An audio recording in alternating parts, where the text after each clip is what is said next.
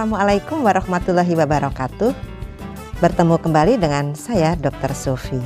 Sobat sehat, akreditasi bukan sekedar dokumen. Ada 5 cara penilaian dalam akreditasi yang akan dilakukan oleh surveyor yang dikenal dengan RDOWS. R, surveyor akan melihat regulasi, yaitu SK, pedoman, panduan, dan SPO. D, surveyor akan melihat dokumen bukti implementasi. O, surveyor akan melakukan observasi. W, surveyor akan melakukan wawancara kepada sobat sehat di klinik. Dan yang terakhir S, surveyor akan meminta sobat sehat bahkan pasien untuk melakukan simulasi terhadap beberapa hal. Ini untuk membuktikan apakah sobat sehat sudah melakukan kerjakan yang ditulis dan tulis yang dikerjakan. Channel YouTube Dr. Sofi dibangun untuk itu semua. Ada regulasi internal seperti SK, pedoman, panduan, dan SPO. Ada dokumen bukti pelaksanaan. Saat observasi yang dilihat sama dengan yang ada di regulasi dan dokumentasi. Saat wawancara, sobat sehat bisa menjawab sesuai dengan yang ada di regulasi dan dokumentasi. Dan saat diminta melakukan simulasi, bisa melakukan sesuai dengan SPO yang sobat sehat susun sendiri. Nah, disinilah surveyor akan melihat apakah sistem manajemen puskesmas dan sistem manajemen mutu itu sudah terjadi. Jadi tidak hanya sekedar melihat dokumen-dokumen regulasi, panduan, SOP, kemudian dokumen implementasi, tetapi sistem itu sudah berjalan. Ini adalah video saya yang ke-288 yang akan membahas konsep standar pelayanan rujukan.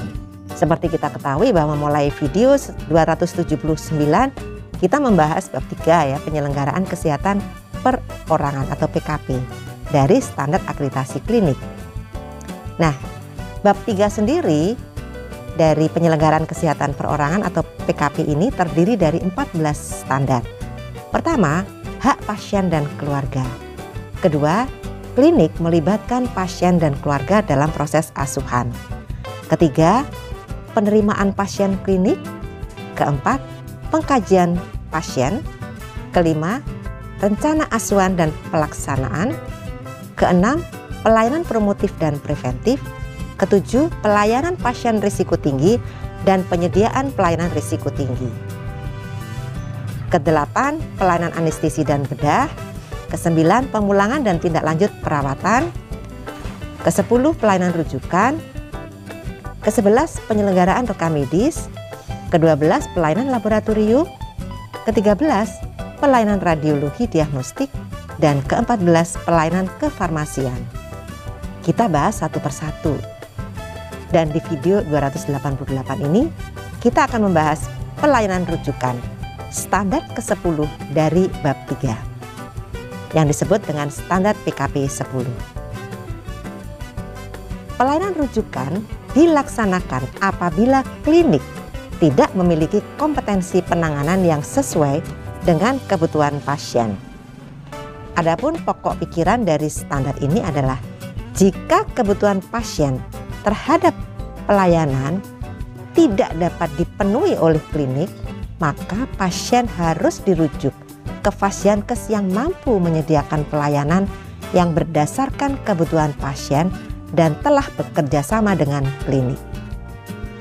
Proses rujukan harus diatur dengan kebijakan dan prosedur sehingga pasien dijamin memperoleh pelayanan yang dibutuhkan di tempat rujukan pada saat yang tepat.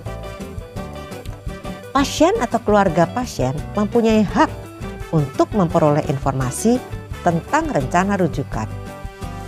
Untuk memastikan kontinuitas pelayanan, informasi tentang kondisi pasien, kondisi klinis pasien, prosedur dan pemeriksaan yang telah dilakukan, dan kebutuhan pasien lebih lanjut dituangkan dalam surat rujukan dikirim bersama pasien. Klinik yang menyelenggarakan pelayanan rawat inap menyediakan sarana transportasi rujukan pasien atau ambulans yang memenuhi persyaratan sesuai ketentuan perundangan. Dalam hal klinik belum memiliki ambulans, dapat dipenuhi melalui kerjasama dengan fasilitas pelayanan kesehatan lain. Rencana rujukan dipandu prosedur yang jelas. Informasi rujukan kerjasama dengan fasilitas rujukan, kewajiban membuat resume tertulis tentang kondisi klinis, didampingi oleh staf yang kompeten, umpan balik antar sarana kesehatan, prosedur untuk pasien yang memerlukan rujukan tetapi tidak mungkin dilakukan. Prosedur rujukan sesuai dengan kebutuhan dan pilihan pasien. Ini merupakan hal-hal yang perlu disiapkan prosedurnya. Adapun elemen penilaian dari standar ini meliputi: pertama, ada tata cara dan prosedur rujukan pasien atau R ya, regulasi. Kemudian kedua, klinik yang merujuk pasien memastikan bahwa Fasiankes yang dituju dapat memenuhi kebutuhan pasien. Ini ada di dokumen rekam medis, kemudian nanti akan dilakukan wawancara oleh surveyor. Kemudian yang ketiga, pasien atau keluarga memperoleh informasi rujukan dan memberi persetujuan untuk dilakukan rujukan berdasarkan kebutuhan pasien. Ini berarti tertulis di dalam dokumen rekam medis, kemudian pada saat wawancara itu bisa menjawab sesuai dengan adanya persetujuan ini. Kemudian yang keempat, ada sarana transportasi rujukan yang memenuhi syarat.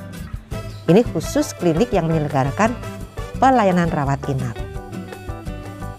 Akan dilakukan wawancara dan juga akan dilakukan observasi. Kemudian ditambah daftar jejaring rujukan. Demikianlah Sobat Sehat.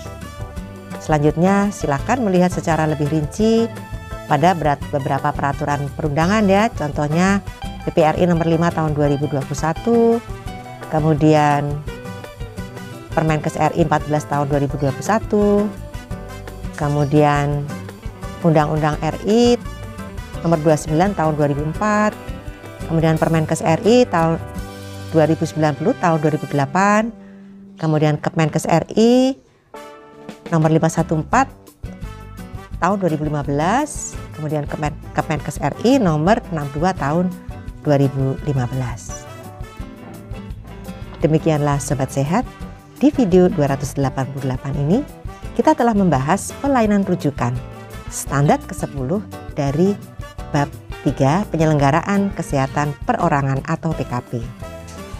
Kita akan bertemu di video 289 untuk membahas penyelenggaraan rekam medis standar ke-11 dari bab 3. Sampai di sini dulu ya. Semoga selalu sehat. Wassalamualaikum warahmatullahi wabarakatuh.